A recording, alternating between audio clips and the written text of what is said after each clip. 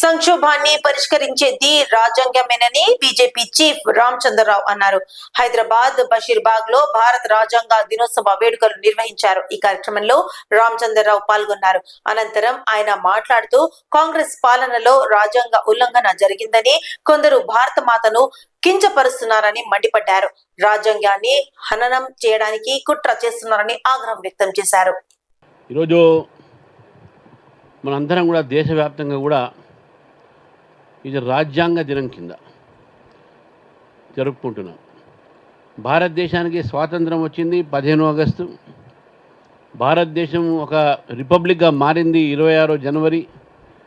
కానీ ఈ రిపబ్లిక్ కావడానికి కారణము మన రాజ్యాంగము. ఆ రాజ్యాంగాన్ని దాదాపు 2 సంవత్సరాలు 2-3 నెలలు చేసి రాసి ఒక 300 చిల్లర మనుషులు వాళ్ళు రాసిన తర్వాత పాకిస్తాన్ విడిపోయిన తర్వాత 250 మంది మిగిలి వాళ్ళందరూ కూడా కష్టపడి రచించినటువంటి ఒక రాజ్యాంగము ఈరోజు మన భారతదేశంలో మనకు మార్గదర్శనమైనటువంటి ఒక భగవద్గీత మనకది. ఈరోజు దేశానికి ఎప్పుడు సంక్షోభం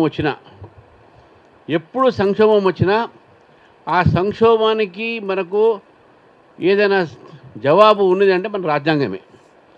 హంగ్ పార్లమెంట్ వస్తే ఏం చేయాలి, ఎవరికి మెజారిటీ లేకపోతే ఏం చేయాలి, డిఫెక్షన్స్ చేస్తే ఏం చేయాలి, ఇంకేదైనా అంటే ఇంకా ఏం చేయాలి అనేది మొత్తం రాజ్యాంగంలో ఉన్నది.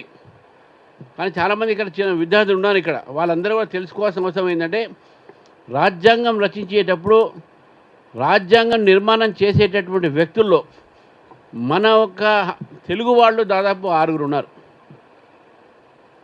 ఆ తెలుగు వారితో పాటు డాక్టర్ అంబేద్కర్ గారు దాని యొక్క అధ్యక్షత వహించి ఈ యొక్క రాజ్యాంగ నిర్మాణాన్ని ప్రపంచంలో అనేక ఒక దేశాల్లో ఉన్నటువంటి రాజ్యాంగాన్ని ఈరోజు చదివి దాంట్లో మంచి గుణాలను తీసుకొని మన రాజ్యాంగం రచించి ఈరోజు మనము ఈ యొక్క సందర్భంగా రాజ్యాంగాన్ని మనం ఎందుకు చదవాలి, రాజ్యాంగాన్ని ఎందుకు గౌరవించాలనే విషయం తెలుసుకోవాలి.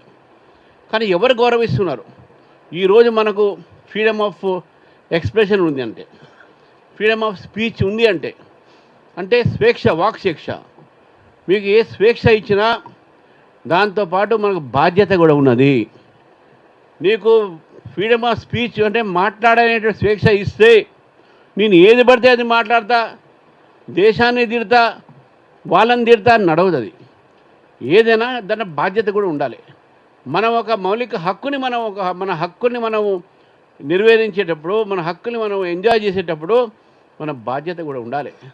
నా హక్కు నేను గట్టిగా అరచా అంటే పక్కోడు డిస్టర్బెన్స్ అవుతుంది. పక్కోడు డిస్టర్బెన్స్ కాకుండా అరు, అది పక్కోడు డిస్టర్బెన్స్ చేయకపోవడం నీ బాధ్యత.